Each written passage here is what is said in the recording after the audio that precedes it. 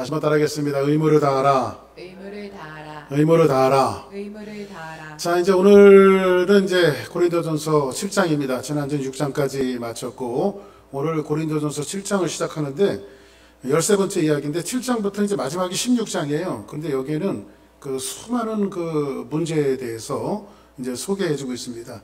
지금 고린도 교회는 여러분들에게 이제 각각 주제별로 계속해서 매주마다 설교를 하고 있어서 여러분들이 그 조금씩 잊어버릴 수 있어서 말씀드리는데, 고린도 교회는 지금 그 메인 문제가 뭐냐면 이 사람들 싸우는 거예요. 교회 안에서 싸우는 겁니다. 그래서 이슈가 어떤 지도자를 중심으로 지도자들이 편을 가른 것이 아니라 자기네 멋대로 나는 베드로가 좋아, 나는 바울이 좋아, 나는 아볼로가 좋아, 나는 이것도 저것도 싫어, 난 예수님이 좋아 하면서 거의 네 파로 나눠져 갖고 이 사람들이 싸우는 겁니다. 그러면 왜 싸울까요? 싸우는 데는 단지 바울이 좋다는 거로, 단지 아볼로가 좋다는 거로 그 지도자를 좋아하는 것에 의해서 싸우는 것이 아니라, 싸우는 그 내용에 대해서는 디테일한 그 의견 충돌이 있었어요. 의견 충돌. 이 사람들이 싸우는 건 뭐냐면 생각하는 게 다른 거예요. 생각하는 게. 근데 그 생각하는 것이 다른 것은 수많은 그 디테일한 문제들이 있었는데, 성경에 보니까 이제 오늘 7절서부터 뭐 그런 것들이 얘기해. 오늘은 타이틀이 결혼관입니다. 이 사람들은 결혼관에 대해서도 달라요. 그래서 오늘 성경에서 보니까 뭐라고 말하냐면 이렇게 얘기해요. 사도 바울이 뭐라고 이 말씀에서 첫 번째 쓰냐면, 남자가 여자를 가까이 하지 않는 것이 옳으며. 아니, 남자가 여자를 가까이 하지 않으면 어떻게 애기 낳고 어떻게 예수 믿는 사람은 결혼하지 말아야 됩니까? 뭐 이런 문제들. 그 다음에 뭐 다음 주도 보겠지만 혼자 산다는 거. 그 다음 이혼에 대한 문제. 그 다음에 좀 넘어가 갖고는 뭐가 나냐면 처녀에 관하여, 처녀에 관한 문제도 있었어요. 처녀에 관하여는. 또 조금 가서는 뭐 우상제물을 우리가 먹을 수 있느냐, 먹지 말아야 되느냐. 뭐 좀 더 나가 갖고는 우리가 헌금을 이렇게 드려야 되느냐, 저렇게 드려야 되느냐, 연보에 관하여는. 그래서 뭐뭐에 관하여는 이런 일들이 7장서부터 16장까지 그런 내용들이 쭉 나와요. 그러면 뭐가 전제되니 이 사람들이 싸우는 것이 헌금 갖고 싸우기도 하고 우상제물 갖고 싸우기도 하고 생각이 다른 거예요. 결혼 문제 갖고 싸우기도 하고 독신의 문제 갖고 싸우기도 하고 뭐 이런 그런 여러 가지 그 생각들이 디테일하게 다른 거예요. 그래서 사도 바울이 이 고린도 교회들이 싸우다가 이거 도대체 안 되겠다 해갖고 이 사람들이 지금 에베소에서 복음 전도를 하고 있었던 그 당시 고린도 전서 편지를 보낼 때 바울이 있었던 곳은 에베소 지역이에요. 근데 에베소에서 복음을 전하고 있는데, 고린도 교회의 설립자였던 바울 목사님에게 우리가 한번 편지를 보내서 네가 맞는지 내가 맞는지, 저 사람이 맞는지 이 사람이 맞는지 한번 우리가 좀 판가름을 좀 자기 정당성을 확보하기 위해서 바울에게 고린도 교회에 있는 수많은 문제들을 지금 써갖고 지금 누구에게 보낸 거예요? 바울에게 보낸 거예요. 그래서 바울이 고린도 교회 형편에 맞는 문화와 상황과 시대가 갖고 있는 이런 것들에 의해서 조목조목 하나하나 성경대로 따져가면서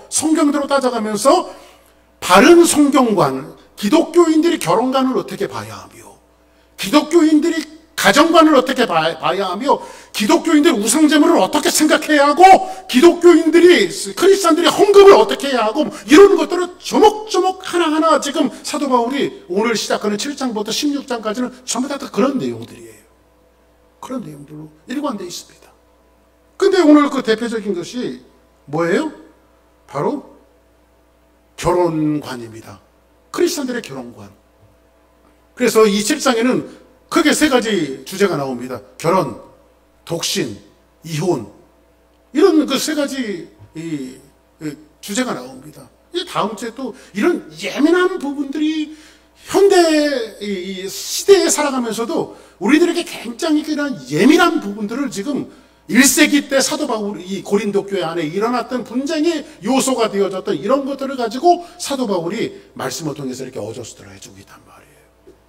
그러면 오늘을 살아가는 우리들에게 이 말씀은 그대로 적용이 돼갖고 우리가 어떻게 지혜롭게 하나님의 말씀대로 살아갈 수 있을 것인가에 대한 것들을 우리가 여러분들 알 수가 있습니다. 그러면 성경이 말하는 결혼관은 무엇인가? 지금 여기 지금 1절에 보니까 오늘 본문의 1절에 보니까 뭐라고 얘기하고 있냐면 한번 봅시다. 같이 한번 읽어볼까요? 시작. 너희가 쓴 문제에 대하여 말하면 남자가 여자를 가까이 아니함이 좋으나. 자, 그러면 이 문제가 이런 문제입니다. 얼마 전까지만 해도요, 이 문자 그대로 성경을 해석을 했어요. 자, 남자가 여자를 가까이 하지 않는 것이 옳습니까? 이 말이 뭐냐면, 여러분들은 이제 그 신약 성경을 헬라어로 쓰였잖아요. 헬라어는 1세기 때 이 성경이 쓰여진 거기 때문에 굉장히 이 헬라어는 현대어들처럼 문법 구조가 단조롭고 명료하지가 않아요. 그때는 언어들마다 문법 구조가 있잖아요. 문법이. 그런데 그 당시에는 이 헬라어 구조는 여러분들이 제가 이제 헬라어로 뭐라고 이야기하고 히브리어로 뭐라고 이야기합니다 하면서 툭툭 한마디씩 던지는 것 같고 여러분들이 성경 전체를 이해할 수는 없잖아요. 그런데 이 헬라어 구조는 문법 구조가 굉장히 복잡해요. 그래서 그때는 뭐냐면 이런 거예요. 인용 부호가 없어요. 무엇에 대해서 설명할 때에 그 자체가 없으니까 이런 것에 대해서 설명하려고 하는데 하면서 이렇게 언어로 써나갈 수 없는 문법 구조가 되어져 있어요. 그렇기 때문에 저 성경은 이렇게 말합니다. 이제 이 고린도 지역에 뭐라고 말하냐면 이런 문제가 있었어요. 제가 지난주에 여러분 영지주의자들이 교회에 들어왔다 그랬죠? 영지주의자들이 그 이원론적인 것을 갖고 있어요. 이원론적인 거. 이원론적인 것은 뭐라고 말씀드렸죠? 육체는 더러운 것이고 영은 깨끗한 거다. 그죠?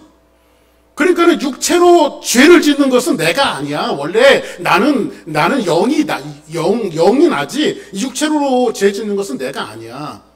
그래서 이거 그냥 옷이 더러워지면 벗어버리듯이 육체를 벗어버리면 영은 깨끗한 거니까 육체는 죄를 짓든 뭐하든 이거 내가 아니니까 껍데기를 벗어버리면 그만이다. 해갖고 신앙생활 하면서 교회 안에 지금 뭐가 들어왔어요? 음행의 문제가 들어왔단 말이에요. 음행의 문제. 그래서 이 교회 다니면서도 이방 신전을 왔다 갔다 하면서 신전의 그 창기들과 몸을 섞는 일들이 실제로 지금 어디에 있었냐면 교회 바깥에 있었던 일이 아니라 교회 안에 있었단 말이에요. 그런 일들이. 여기는 무슨 사고가 있냐면 영은 깨끗하고 그 육체는 더러운 거니까 이건 내가 아니고 원래 나는 깨끗한 거야. 이게 내 육체가 더러운 거지. 이런 원리가 성립되다 보니까 죄에 대한 죄책감을 느끼지 못하는 거예요. 이게 그 당시 교회 안에 들어왔던 영지주의자들의 이원론적인 부분인데 또 하나의 극단이 있습니다. 오늘 말하는 이 또 하나의 극단은 뭐냐면 너무 홀리한 거예요. 너무 홀리한 거예요.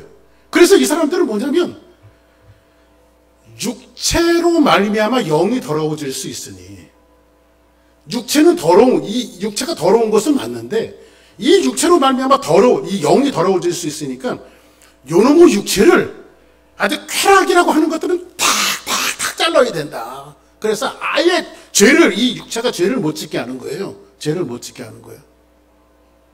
그래서 지금 어떤 사태가 벌어졌냐면 이런 겁니다. 육체가 죄를 못 짓게 하기 위해서는 어떻게 해야 되냐면 지금 결혼을 했단 말이에요. 응? 결혼을 했단 말이에요. 저하고 저희 집사람하고 결혼을 했잖아요. 그러면 너희들이 예수 믿으면 육체적인 쾌락을 즐기는 것은 가당치 않으니까 예수 믿으면 널 혼자 사는 것이 좋으니까 왜냐하면 같이 살다 보면은 또 눈이 번쩍번쩍거리고 또 그럴 수 있으니까 이제 오늘은 약간 적나라한 표현을 사도 바울이 하는 거예요. 왜냐하면 이 영지주의자를 반박하기 위해서 원색적인 표현을 하거든요. 사도 바울이. 왜냐하면 저는 성경을 말씀드려야 되니까 여러분들에게 가감없이 말씀드리는 겁니다. 그러면 그냥 너희들 이혼하고 혼자 살아라. 하나님만 보고 살아라. 왜 육체로 죄지만 쾌락을 즐기면 안 된다. 부부관계는 쾌락이다. 그래 그거 하면 안 된다. 이거를 얘기하고 있고 굳이 이혼하기 싫으면 그냥 얼굴만 보고 살아라. 밥만 먹고. 응? 지금 이걸 얘기하는 거예요. 누가? 고린도 교회 사람들이. 그 영지주의자들이 갖고 있는 양극단이에요. 하나는 너무 거룩성을 주장한 나머지 아주 극단적인 이 표현으로 조금씩 머릿속으로 관념적으로 쾌락을 느끼는 것은 죄다. 이렇게 규정하기 때문에 영을 더럽힐 수 있다. 하기 때문에 공격하는 거예요. 그래서 이 사람들은 절대 죄 짓는 곳을 가지 않고요. 그래 하루 종일 이 옛날 고대 시대 때 영지주의자들은 어떻게 했냐면요. 그 낮에 나가고 하루 종일 일을 해요. 왜냐하면 일을 하면 죄를 안 지니까. 응? 그거 집에 오면 발 닦고 자는 거예요. 그 다음날 또 일하러 나가는 거예요. 그리고 죄 안 짓는다. 이게 지나친 혼리주의자들, 응? 금욕주의자들 이런 모습이에요. 또 하나는 지난주에 얘기했던 육체는 더러운 것이니까 죄져도 상관없다. 이렇게 영지주의자의 이원론적인 것들이 이렇게 양극단으로 나눠져 있었어요. 근데 이런 문제들을 가지고 교회가 이제 분쟁하기 시작하는 거예요. 뭐가 성경이 맞느냐. 거룩하게 살아야 돼. 거룩하게 안 살면 영이 지저분해져. 야, 웃기지 말아라. 영은 깨끗한 건데 육체는 원래 더러운 거니까 그건 아무것도 아니야. 이런 것들 때문에 지금 교회 바깥에서 싸우는 것이 아니라 교회 안에서 이런 분쟁들이 일어나고 있단 말이에요. 이해되시죠? 워낙 제가 설명을 잘하니까. 그렇죠? 이해되시죠? 이해되시면 아멘 하시기 바랍니다. 예. 자, 그러면 이런 주의자들이 나오니까 사도 바울은 이제 펜을 들어서 그 답신을 보내는 거예요. 그럼 나의 답은 이렇다. 내가 하나님을 믿고 내가 아는 성경의 답은 이런데 너희가 쓴 문제에 대하여, 그러면 이게 뭐예요? 이 고린도 교회 사람들이 뭔가 써서 사도 바울에게 보낸 거예요. 수많은 문제들을. 너희가 쓴 문제에 대하여 말하면, 그럼 너희들이 지금까지 결혼 문제, 독신 문제, 이혼 문제, 처녀 문제, 연보 문제, 기타 등등등등 이런 것들을 내가 말하자면 첫 번째 결혼관인데 너희들이 이야기하는 것이 남자가 여자를 가까이 아니함이 좋으나 이렇게 말합니다. 그럼 사도 바울이 지금 뭐라고 이야기하는 거예요? 남자가 여자를 가까이 하지 않는 것이 옳다 이렇게 말하면 이거 좀 그럼 결혼하지 말라는 건가? 이렇게 생각할 수 있잖아요. 이게 여러분들 그 문법적인 구조가 불과 20, 30년 전만 해도요, 그냥 그대로 이렇게 해석을 했어요. 이 쾌락주의적인 것으로 해석을 했는데, 사실 여기 문법 구조가 갖고 있는 것이 그렇지 않습니다. 이것을 보자면 이런 거예요, 여러분들. 잘 보세요, 한번. 어떤 거냐면요, 이런 거예요. 너희가 혼리하기 위해서 부부라 할지라도 차라리 이혼을 하든지 같이 살고 싶으면 너희들 육체를 섞지 말고 그냥 하나님만 보고 살라고 하는 이 문제에 대해서 나에게 보냈는데, 이 문제에 대해서 보냈는데, 말하자면 남자가 여자를 가까이 하지 않는 것이 옳다라고 하는 이 얘기는 사도 바울의 견해가 아니라 너희들이 그 문제를 가지고 나한테 보낸 문제예요. 그러니까 이 고린도 사람들, 이 편지를 쓴 사람들의 이 구조는 어떤 구조를 갖고 있어요? 거룩하게 살려면 남자와 여자가 섞지 말아야 된다. 이게 지금 독신주의자들에게 이야기한 게 아니라 결혼한 부부들한테 얘기하는 겁니다. 지금 결혼한 부부들. 예수를 믿었잖아요. 근데 결혼했어요. 근데 결혼한 부부들이 너무 혼리한 나머지 남자 여자가 섞여서는 안 된다. 이런 주의들이 교회 안에 들어왔단 말이에요. 그래서 이건 사도 바울의 견해가 아니라 그들이 그들이 물어본 문제에 대해서 지금 얘기해 주고 있는 거예요. 너희들, 이렇게 하면 제가 더 쉽게 이렇게 해석해 드릴게요. 너희가 수많은 문제들을 보냈는데 그 중에 하나가 남자가 여자를 가까이 하지 말라고 한 이야기들을 너희들이 나한테 보냈는데 그거에 대해서는 내 답은 이렇다 하면서 이것은 사도 바울의 견해가 아니라 그들이 질문한 내용들이란 말이에요. 이해되시죠? 무슨 말씀이죠? 자, 그렇게 되어지는데 이 사람들이 어떻게 되어지냐면 2절 한번 봅시다. 2절. 자, 시작. 음행을 피하기 위하여 남자마다 자기 아내를 두고 여자마다 자기 남편을 두라. 자, 보세요. 그러면 지난주에 음행에 대한 문제가 나왔단 말이에요. 그러면 음행을 피하기 위해서, 그러니까는 이거예요. 제가 그런 말씀, 정상적인 이 하나님께서 짝지어 주신 부부 관계 외에 모든 것들은 불법이다 이렇게 말씀드렸잖아요. 하나님 용납하시는 것이 아니다. 그러니까 자기에게 배우자가 있잖아요. 그죠? 근데 이것을 벗어나는 것은 이 크리스찬 마인드로, 기독교 마인드로 이거 허락지 않습니다. 성경이. 그 불법입니다. 그런데 오늘 여기서 보니까 이 음행을 피하기 위해서, 음행하는 문제, 그런 간음하는 문제, 음행하는 문제를 피하기 위해서 여기서 보니까 남자마다 자기 아내를 두고, 사도 바울의 답변은 그거예요. 남자가 여자를 가까이 하지 말라고요? 이거 맞죠? 이렇게 하니까 아니다. 너희들 음행을 피하기 위해서는 남자는 자기 아내를 두고 여자를 두고 여자마다 자기 남편을 둬라. 결혼이라고 하는 제도를 사도 바울이 꺼내내요. 그래서 뭐라고 이야기하냐면, 그러면 이렇게 생각할 수 있습니다. 오해할 수 있어요. 아, 그러면 결혼은 음행하는 문제를 피하기 위해서, 육체적인 어떤 이런 문제를 해결하기 위해서 결혼하는 건가? 그렇진 않아요. 결혼이라고 하는 제도는 하나님께서 처음 세상을 창조하실 때 결혼이라고 하는 제도는 굉장히 포괄적인 영적인 의미를 담아놨어요. 그 중에 한 가지가 이거라는 거예요. 그 중에 한 가지가. 응? 결혼은 수많은 요소들이 있어요. 그러니까 사람들이 음행을 피하기 위해서 남편을 얻어야 되고 아내를 얻어야 되는구나. 이것에 국한돼서 얘기하는 것이 아니라 수많은 요소들 중에 하나라는 거예요. 이게요. 그러면 여기서 사도 바울이 이렇게 얘기하는 건 뭘까요? 남자마다 자기 아내를 두고 여자마다 자기 남편을 두라라고 하는 이 단수적인 표현을 가지고 이렇게 설명하는 이유는 창조의 원리 결혼제도의 첫 번째 것을 이야기하는데, 그 첫 번째 것은 뭐냐면 일부일처제라는 거예요. 한 남자는 한 여자를 둬야 되고 한 여자는 한 남자와 살아야 된다는 거죠. 그러니까는 일부다처제, 한 남자가 여러 여자를 거느리고 산다든지, 이것은 하나님의 창조 원리가 아니며 부부에게 줬던 원리도 아니고, 한 여자가 많은 남자들하고 산다라고 하는 것도 하나님의 원리가 아니라고 하는 표현을 사도 바울이 지금 이렇게 하고 있는 거예요. 말씀은 이해되시죠? 무슨 말씀인지? 예? 자, 그러면 결혼에 큰 의미가 담겨져 있는데, 이 결혼의 큰 의미는 하나님께서 세상을 창조하시고 하나님께서 에덴 동산에다가 아담을 만들어 놓으세요. 그렇죠? 그리고 성경은 뭐라고 말하냐면 이렇게 말합니다. 이러므로 남자가 부모를 떠나 그 아내와 합하여 둘이 한 몸을 이룰지라. 여기서 보니까 성경에서 사람이라고 하는 표현을 쓰거든요. 사람은 뭐가 사람이냐면 이게 사람이에요. 그런데 어떤 분은 또 뭐가 사람이냐면요, 아담과 하와가 하나가 되어졌을 때에 이 하나가 되어짐을 사람이라고 표현했어요. 그럼 목사님, 독신은 사람 아닙니까? 그렇게 따지지 말고, 응? 결혼관적인 관점에서 하나님께서 사람이라고 하는 단수의 표현을 했을 때 이것은 남자와 여자 부부를 사람이라고 말씀하셨어요. 부부를. 그러니까는 아내가 남편에게 충실할 때 사람같이 살아가는 것이고, 남편이 아내에게 충실할 때 사람같이 살아가는 것입니다.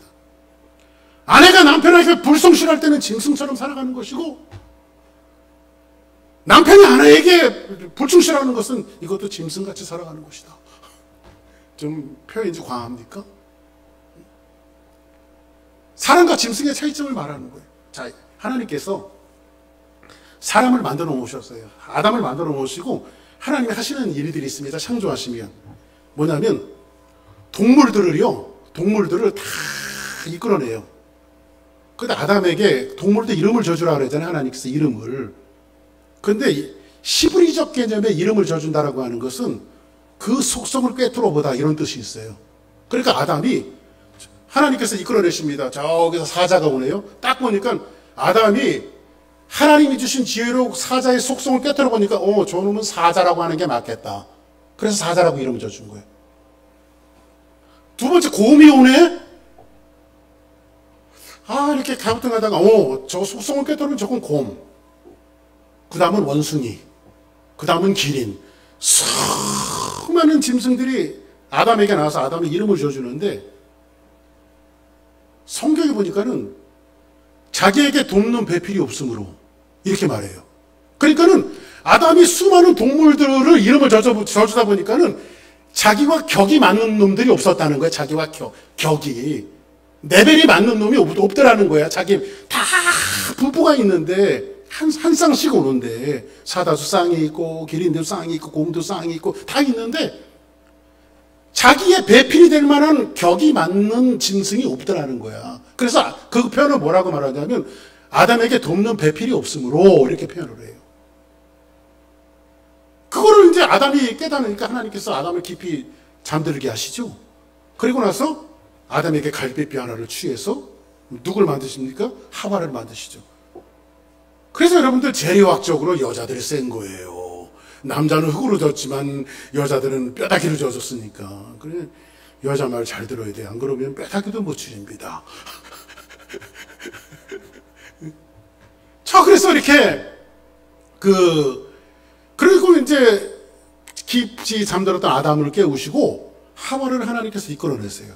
그때 이 아담이 수많은 동물들을 봤는데 이거는 딱 보니까 눈이 막 뒤집어져 갖고 시 중에 시요 노래 중에 노래를 하는데 뭐라고 말하죠? 하와를 보고 이는 내 뼈 중에 뼈요 살 중에 살이로다.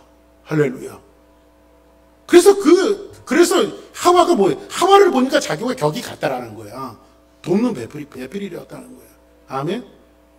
이렇게 부부의 관계를 이야기하면서 창조 시대 때부터 하나님께서 결혼관에 대해서 남자 여자와의 관계에 대해서 어떻게 만들어 놓으시냐면 격이 같게 만들어 놓으신 거야. 그러니까는 여자가 낮고 남자가 높고 남자가 낮으면 여자가 높고 이런 것이 아니라 하나님은 남성과 여성을 동등하게 만들어 놓으셨어요. 동등하게 만들어 놓으셨어요. 아멘? 동등하게. 그리고 이 부부의 관계가 하나가 되어짐을 통해서 창조 때부터 하나님께서 이것을 어떻게 설명을 해 나가시냐면 남편과 아내가 하나가 되어진 것을 통해서 하나님은 말씀의 전개를 어떻게 나가시냐면 신랑 대신 예수님과 신부 되어진 교회의 한 몸을 이것을 갖고 설명하고 있어요. 그러니까는 하나님이 만들어 놓으신 결혼 제도는 여기에서 가정에서 여러분 부부 사이에서 가장 여러분들이 답습하고 후원할 수 있는 좋은 현장인 것은 뭐냐면 여기에서 여러분들 참다운 교회관을 배울 수 있어요. 그러니까 교회관은 뭐예요? 예수님이 교회를 사랑하셔서 자기 몸을 아끼지 않고 내어주신 그 은혜. 그렇죠? 이것을 남녀 부부의 사랑 속에서 부부의 관계 속에서 설명해낼 수 있다는 거죠. 그것은 그렇게 성경에서 계속해서 전개가 되어져요. 가정은 그래서 뭐를 훈련하는 장이라고요? 교회를 훈련하는 장입니다. 예수님이 자기 몸을 내어주신 것처럼 자기의 삶을 내어주신 것처럼 온전히 자기의 송두리째 모든 것을 내어주신 것처럼. 그래서 교회의 관계는 뭐예요? 부부의 관계는 뭐죠? 언약을 지키고 지조를 지키고 너는 나만 보고 나는 너만 보고. 그리고 교회는 뭐예요? 여러분들의 지조를 지키고 의리를 지키고 신앙을 지키고 여러분은 주사랑교회를 보고 주사랑교회는 여러분들을 바라보고. 그러니까 교회에 대한 의리가 있어야 되겠죠? 응? 그래 우리 오경희 권사님이 항상 하시는 말씀이 그래요. 나는 한 번 앉으면 그 자리가 내 자리입니다. 얼마나 의리가 있는지 몰라. 지조도 있고. 응? 이 교회관을 잘 배운 거예요. 응? 그 교회관이 그렇게 생길 때까지는 참 박 목사가 잘한 것 같아요. 설교를. 자, 이렇게 그걸 어떻게 설명하고 있냐. 에베소서에 뭐라고 사도 바울이 말하고 있냐면 이렇게 말하고 있어요. 봅시다. 이러므로 남자가 부모를 떠나 그 아내와 합하여 둘이 한 몸이 이룰지라. 그러면서 에베소에 보니까 이는 곧 물로 씻어 말씀으로 깨끗하게 하사 거룩하게 하시고. 뭐로요? 자, 보세요. 이는 곧 물로 씻어 말씀으로 깨끗하게 하사. 여기 거룩이라고 하는 단어가 나오네. 거룩. 그죠? 보세요. 그 다음에 자기의 앞에 영광스러운 교회로 세우사. 티나 주름 잡힌 것이나 티도 없고 주름 잡힌 것도 없고 이런 것들이 없이 거룩하고 흠 없게 하시라고. 여기서 거룩하고 흠이 없네요. 그죠? 그러니까 성경의 원리는 가정을 유지하는 그 파운데이션이 행복이 가정을 유지하는 파운데이션이지 않았는데 성경은 뭐라고 말하냐면 가정을 유지할 수 있는 파운데이션은 행복이 아니라 거룩이래요. 거룩. 아멘? 거룩한. 그걸 이렇게 뭐라고 했어요. 이와 같이 남편도 자기 아내를 사랑하기를 자기 자신과 같이 할지니 자기 아내를 사랑하는 자는 자기를 사랑하는 것이다. 그러니까 와이프를 사랑하는 거 누구 사랑하는 거예요? 그 저기 제 아내가 있지만은 저 안에 제가 있는 거예요. 저 사람을 사랑하면 나를 사랑하는 거예요. 저 속에서 이러고 있네요. 너는 안 사랑하잖아.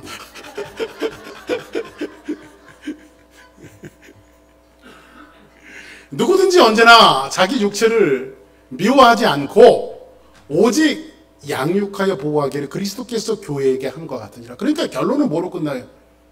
가정이 교회로 끝나요.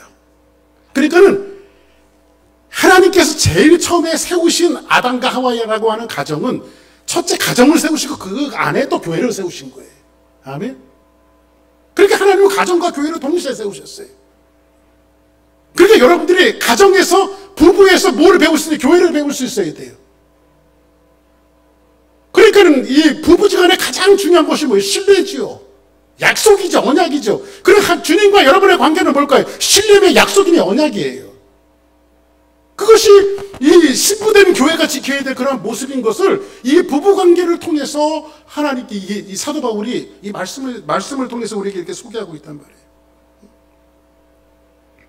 그러면 예수님은 몸된 교회를 언제나 사랑하고 양육하고 보호하신 것 같이 우리도 한 몸으로 이룬 아내를 사랑하라 이렇게 말하면서 5장 31절에 보니까 같이 한번 볼까요? 시작. 그러므로 사람이 부모를 떠나 그의 아내와 합하여 그 둘이 한 육체가 될지니. 부모를 떠나 그 아내와 합하여 그 둘이 뭐가요? 한 육체래요. 그러니까 부부는 뭐예요? 하나예요. 하나. 그리고 뭐라고 얘기해요? 자, 그 다음 볼까요? 32절 시작. 이 비밀이 크도다. 나는 그리스도와 교회에 대하여 말하노라. 그래 결론은 이 가정 부부를 사도 바울은 결론을 어떻게 끝내고 있어요? 가정으로 끝내고 있어요. 그러니까 교회로 끝내고 있어요. 그죠? 그러니까 여러분들 나는 가정이 중요하기 때문에 교회가 중요하지 않습니다. 이것도 웃기는 거고요. 나는 교회가 중요하니까 가정은 어떻게 해도 상관없습니다. 이것도 웃긴 거예요. 가정을 사랑하는 사람은 교회를 사랑하고요. 교회를 사랑하는 사람은 가정을 사랑하는 거예요. 이게 여러분들 뭐를 버리고 뭐를 취할 수 없는 관계예요. 이게. 응? 그러나 너희도 각각 자기 아내를 사랑하기를 자기 자신과 같이 하고 아내도 자기 남편을 뭐하라? 존경하라. 모든 목사님들이 여기까지만 읽어요. 한번 따라하겠습니다. 자기 남편을 존경하라. 자, 그러면 결혼제도는 교회와 그리스도의 사랑으로 끝나는데 오늘 이런 그 언약과 약속의 관계 속에서 어떤 사람은 이걸 그냥 쉽게 깨는 사람이 있어요. 교회도 그렇고 가정도 그렇고 돈이 없어서 성격이 안 맞아서 저 사람하고 안 맞아서 이런 것들을 깨는 사람들이 많아요. 여러분들 그래서 한번 따라하게 북한에서 하는 용어인데 저를 오해하지 마시고 여러분들이 북한에서 유행처럼 하는 용어지만은 우리의 적용에 맞게 한번 따라서 하시기 바랍니다. 대를 이어서 충성하자. 김일성이가 그랬잖아요. 대를 이어서 충성하자. 그래서 김정일이 이어받고 김정은이가 이어받았어요. 그러니까 좋은 의미로 여러분들 교회를 자손들에게 물려주는 어떤 교회를? 우리 교회를. 할렐루야. 그러면 여러분들에게 자손들에게 물려줄 교회가 되기 위해서 여러분들이 어떻게 되겠어요? 좋은 교회를 물려줘야 되겠어요? 아니면 그런저런 교회를 물려줘야 되겠어요?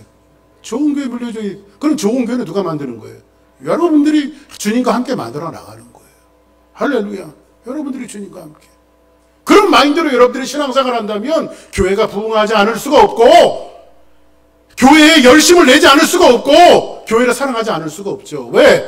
내 자녀와 관계된 문제이기 때문에. 그래서 여러분들 자꾸 여러분들이 여러분 자녀를 사랑하는 것이 여러분 자녀들이 잘 되게 하는 것이 물론 좋은 교육도 시켜야 되겠지만은 교회 사랑하는 법을 가르쳐야 돼요. 우리 아이들한테. 그게 좋은 유산이에요. 자, 그럼 3절 한번 봅시다. 자, 그러면 이런 행동을 더 이상 그리스도의 사랑을 배우기 싫다는 그 시련들인데 한번 7장 3절 한번 볼까요? 시작. 그 아내에 대한 의무를 다하고 아내도 그 남편에게 그렇게 자, 보세요. 성경은 이렇게 말합니다. 사도 바울이 이제 그런 문제들이 있잖아요. 그 금욕주의적 영주주의자들. 그 사람들이 교회 안에 있는 거 아니에요. 그들에게 뭘 일침을 가하냐면 남편은 그 아내에 대한 의무를 다해라. 근데 의무라고 하는 말에 좋은 성경에는 여기는 안 나와 있지만은 의무라고 하는 말에 일이 있고 그 밑에 풋노트가 있어요. 갚다 이런 말이 있어요. 갚다. 빚을 갚는 거예요. 빚을 갚는 거. 그럼 이렇게 한번 읽어볼게요. 남편은 그 아내에게 빚을 갚고, 응? 아내는 그 남편에게 빚을 갚아라. 근데 이거를 성경에서 뭐라고 표현했는지, 원색적인 표현으로 어떻게 사도 바울이 표현했는지 알아요? 성적인 관계를 얘기하는 거예요. 의무를 다하라고 하는 거. 그걸 얘기하는 거예요. 이거를 가지고 원색적으로 사도 바울이 이렇게 표현할 수밖에 없었던 것은 교회 안에 여자를 가까이 하지 않는 것이 옳다라고 금욕주의적 사고방식을 갖고 있는 그들에게 일침을 가하는 거예요. 사도 바울이. 그거 아니다. 하나님 창조 원리는 그거 아니다. 남녀가 사랑하는 이 은밀한 데서 사랑하는 이 사랑의 나눔은 부부만이 할 수 있는 거거든요. 근데 예수님께서 교회를 그렇게 사랑하셨다는 거, 은밀하게 그 친밀한 교제를 나누셨다는 거예요. 예수님이 우리와 함께. 할렐루야. 그래서 제가 늘 말씀드리죠. 하나님을 경험한다라고 하는 것은 히브리 말로 야다예요. 야다. 야다라고 하는 것은 어떤 지식적인 얻음이 아니라 남자가 여자를 아는 거예요. 원어적으로 이야기하면. 그러니까 예수님이 우리를 아는 거예요. 어떻게? 경험을 통해서 아는 거예요. 그렇죠? 이게 은밀한 교제거든요. 그러니까 부부는 남자가 여자를 가까이 하지 않는 것이 옳은 것이 아니라 그 안에서 그리스도를 어떻게 사랑해야 될 것인가를 여러분들이 배우는 현장이란 말이에요. 그 현장이 남편을 사랑하고 아내를 사랑하는 것이. 할렐루야. 그거를 오늘 사도 바울이 그들에게 이야기해주고 있는 거예요. 그리고 나서 4절 볼까요? 시작. 자기 몸을 주장하지 못하고 오직 그 남편이 하며 남편도 그와 같이 자기 몸을 주장하지 못하고 오직 그 아내가 하나니. 자, 보세요. 7장 4절에 보니까 아내는 자기 몸을 주장하지 못하고 누가 주장해요? 남편이 안 돼요. 여기까지는 괜찮은 것 같아요. 왜냐하면 당신은요, 1세기란 말이에요. 1세기. 여자들의 지위가, 여자들은 그냥 부속물들이에요. 부속품들. 그 당시에는요. 우리나라 조선시대 한번 생각해 보세요. 여자들이 어디 그 남편 밥상에 겸상을 합니까? 그래서 그 남전여비가 나왔잖아요. 남전여비. 그래서 어떤 분은 그렇게 해석을 하더라고요. 남전여비를 남자가 존재하는 한 여자는 비참하다. 이렇게 표현하더라고요. 남전여비. 우리나라 그 조선왕조 500년 동안에도 그런 사상이 팽배했고, 미국도 여러분들 여성들이 신권이 이렇게 신장이 되어지니까 그저 여성들이 사회에 나와서 전부 다 하우스 와이프였어요. 사회에 나와서 일하게 되어지고 산업전선에 뛰어들어서 자기 목소리를 내어진 것이 그저 60년, 70년밖에 안 됐어요. 미국도요. 여기 역사가요. 근데 이 사도 바울이 있었던 1세기란 말이에요. 1세기. 1세기였다면 아내는 자기 몸을 주장하지 못하는 것이 맞아요. 남편이 그 몸을 주장해. 여기까지는 그 시대적 발상으로는 맞아요. 그런데 남편도 그와 같이 자기 몸을 주장하지 못하고 오직 누가 하며? 그 아내가 하며. 이거는요, 사도 바울의 혁명적인 발언을 하는 거예요. 그 당시 배경으로는요. 혁명적인 발언을 하는 거예요. 그래서 사도 바울이 이 말씀을 통해서 우리에게 가르쳐주고 싶은 건 뭐예요?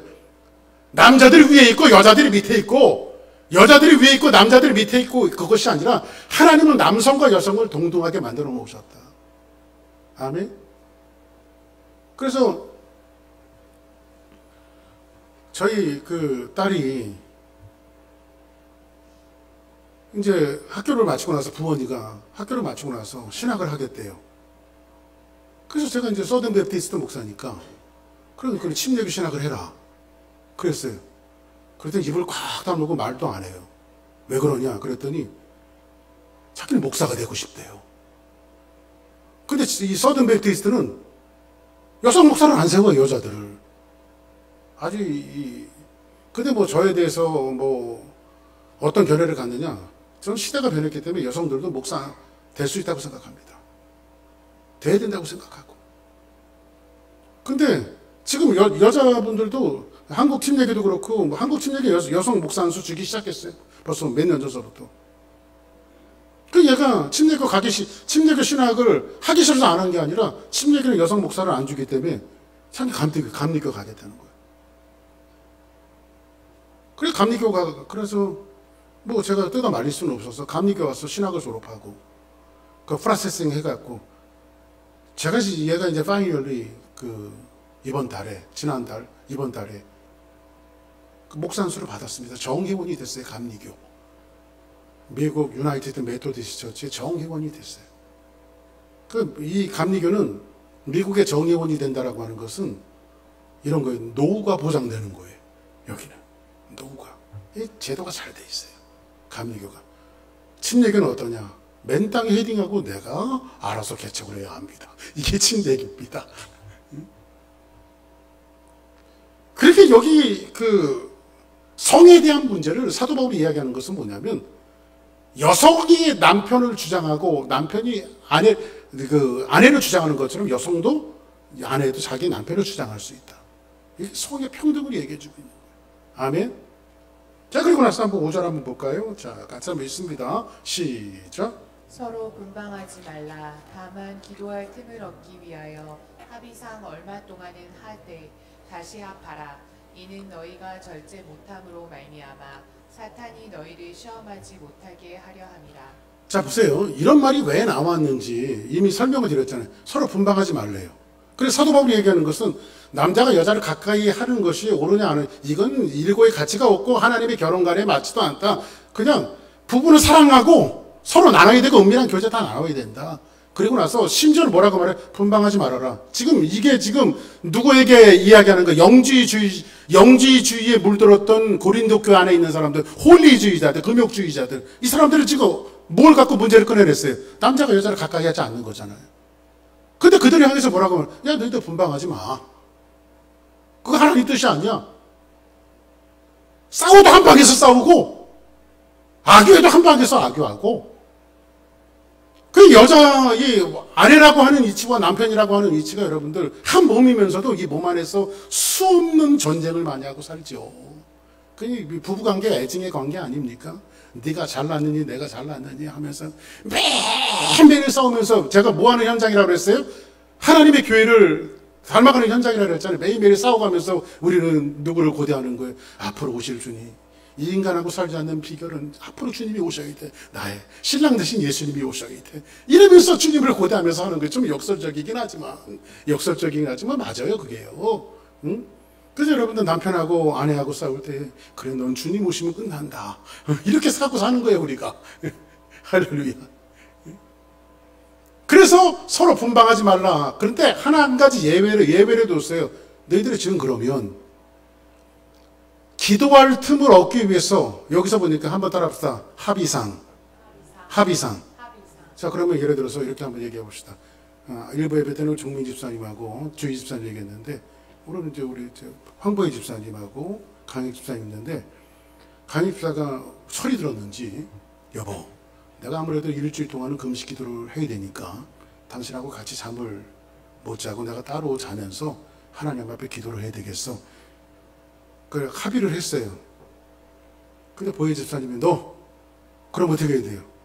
그래, 너야 전문용어로 그러면 나가리라고 말하는 겁니다. 한쪽에서 그냥 노 하면은 분방하라는 걸 말하는 거예요. 합의사항이라고 하는 것은 뭐냐면 한쪽에서 그건 안 돼 이렇게 얘기하면 뭘 접으라는 거예요? 차라리 기도로 접으라는 거예요.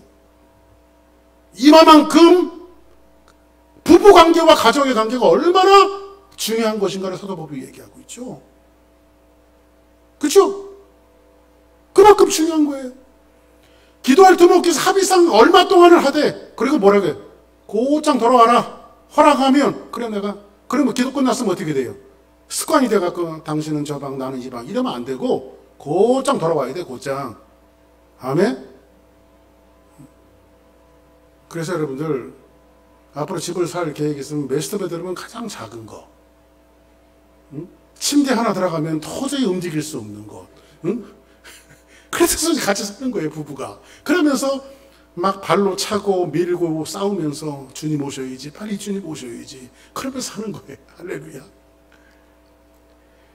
못함으로 말미암아 사단이 너희를 시험하지 못하게 하려 합니다. 왜냐하면 여러분들 보세요. 부부 사이라고 하는 것은 하나잖아요. 그러다 사단이 제일 좋아하는 게 뭔지 아십니까? 사단의 좋은 먹잇감이 뭔지 아세요? 틈이에요, 틈. 틈만 있으면 삐집고 들어와요. 틈만 있으면. 그러니까는 부부 관계는요, 너무 오래 떨어져 있어도 안 돼요. 그냥 잠깐 있다가 얼른 와서 합치고, 그러잖아요. 독수리 오형제처럼 자꾸 합체하란 말이야. 합체. 할렐루야. 응? 그 성경이 가르쳐 주는 거예요. 사도 바울이 그러니까 이 영주의주의자들, 홀리주의자, 금욕주의자들에게 일침을 가는 그거 아니다. 하나님께서 창조 원리는, 부부의 창조 원리는 그거 아니다. 하고 이 말씀을 통해서 우리가 가르쳐 주고 있는 거예요. 할렐루야. 아멘.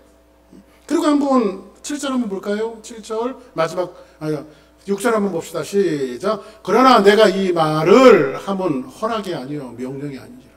응? 허락이 아니요 명령이 아니지라. 7절 시작. 나는 모든 사람이 나와 같기를 원하노라. 그러나 각각 하나님께 받은 자기의 은사가 있으니 이 사람은 이러하고 저 사람은 저러한다. 자, 이제 사도 바울이 이제 오늘 그 주제를 이제 거의 정리하면서 뭐라고 말하냐면, 나는 모든 사람이 나와 같기를 원하노라. 지금 사도 바울이 나와 같기를 원한다는 것은, 사도 바울은 지금 와이프가 있어요, 없어요? 있어요, 없어요? 그러니까 나는 모든 사람이 나와 같기를 원하노라. 그러나 다 나처럼 각각 하나님께 받은 은사대로 살아야지, 다 나처럼 살 수는 없는 거다. 가정이 중요하다. 이걸 얘기하고 있거든요. 그러면 여기에서 한 가지 이제 질문이 들어갑니다. 사도 바울은 결혼을 했던 사람일까요? 아니면 안 한 사람일까요? 독신일까요? 네? 처음부터, 그러니까 우리 식으로 얘기하면 사도 바울은 원래 총각일까요? 아니면 결혼을 했던 사람일까요? 아니면 원래 총각일까요? 독신일까요? 한번 따라하겠습니다. 성경에 안 나온다. 그런데 학자들의 견해는 설득력이 있습니다. 왜 설득력이 있냐면, 학자들의 견해는 사도 바울은 결혼을 했던 사람으로 해석을 합니다. 결혼했던 사람으로. 왜냐하면 유대인의 결혼 정년기는 18살부터 20살이에요. 이미 그 시기가 지났어요, 사도 바울은. 그리고 이렇게 한번 생각을 해볼게요. 침례교단은, 서든 베프티스트는 목사 안수를 줄 때 반드시 따라다니는 게 있습니다. 그게 뭐냐면 결혼한 부부여야 한다. 그럼 결혼 안 하면 목사 안수 받는 거예요, 못 받는 거예요? 못 받죠. 그런데 예외가 딱 2가지 경우가 있어요. 결혼 안 해도 목사 안수를 받을 수 있는 예외가 딱 2가지 경우가 있는데, 하나는 선교사를 떠난다든지. 왜냐하면 이제 선교지에서 급히 이렇게 이제 나가서 사역을 해야 되는데, 결혼 안 했다는 이유로 나갈 수가 없으니까 안수를 줘서 선교사로 내보내는 거예요. 요 한 가지 하고, 2번째는 채플린, 군목, 군대에 가서 복음을 전해야 되는데 결혼 안 했다는 이유로 뭐 안수를 안 줄 수가 없잖아요. 이런 경우를 제외하고는 반드시 결혼을 해야 됩니다. 근데 학자들이 말하는 것은 사도 바울은 바리새인이었어요. 그래, 나는 바리새인 중에 바리새인이요, 이렇게 말하잖아요. 바리새인은 유대인의 위치상 납비입니다. 선생님이에요. 근데 사료들을 살펴보면 납비가 된다라고 하는 것은 결혼을 하지 않으면 납비가 될 수가 없습니다. 학자들이, 성경이 말하는 게 아니라 학자들이 추정을 하는 거예요. 그렇기 때문에 바울이 납비라고 하는 칭호를 받았다라고 하는 것은, 이 사람은 결혼했을 것이다. 결혼한 사람이었을 것이다. 이렇게 학자들이, 성경에는 안 나오지만 그렇게 추정하는 것이, 모스트 학자들이 그렇게 추정을 합니다. 90% 이상. 90% 이상.